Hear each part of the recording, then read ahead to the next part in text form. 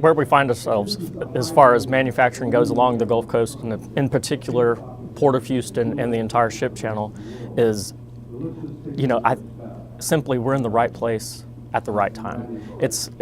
We have an incredible opportunity that we are seizing, but it's not by accident. It takes a lot of hard work and good partners between Harris County, in particular Precinct 2, which is East Harris County, the Port of Houston, all the small cities along the port, the city of Houston, as well as the state.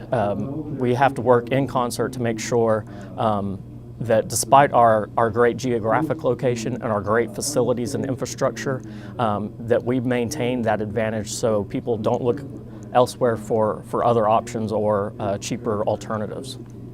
Well, there's a lot of things to be excited about. There are a lot of challenges to tackle as well, but with the expansion of the Panama Canal, that means an increased cargo capacity for our ships coming to calling on the Port of Houston. With that increased cargo capacity, that means more trucks, more cars, more jobs, more opportunities. But that means an increased strain on our infrastructure here in Harris County and East Harris County in particular, where the manufacturing base is, where our big trucks come and go from. So our challenge is to keep up with that demand, to make sure we have the infrastructure capacity in place now, but more importantly in the future.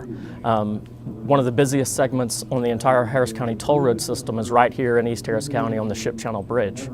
55,000 vehicles a day right now, but guess what? In less than 20 years, that's expected to triple to about 160,000 vehicles, many of those large trucks. So we count those vehicles 2 and 3 times. While we've got tremendous opportunity, we've got to be cognizant of the challenges and prepare and plan not just for today, but for tomorrow.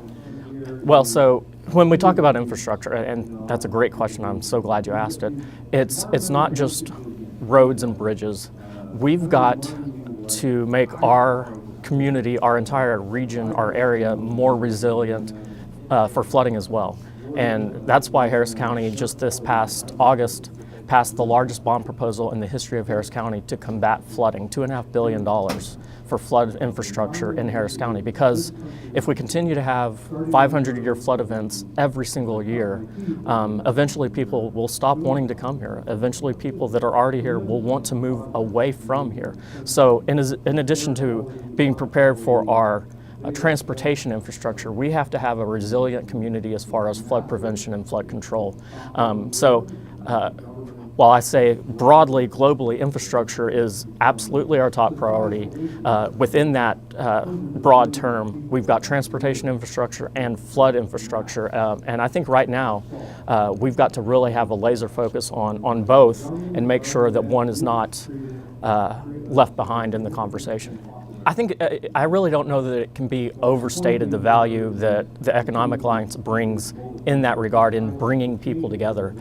This is one of the biggest examples and best examples of how they do that, but they do things, Chad and his team, they do things on a much smaller basis, but truly are no less important or significant day in and day out, that the average person that may be aware of the Economic Alliance will have no idea and never know that the Alliance does. And me and my team, we're in on those conversations every single day because the Alliance brings stakeholders together to identify problems, but more importantly, to figure out solutions. So it's not just Morman and 2 trying to do his own thing, and LaPorte and Baytown and Deer Park trying to do their own thing, and then Chambers County trying to do its own thing.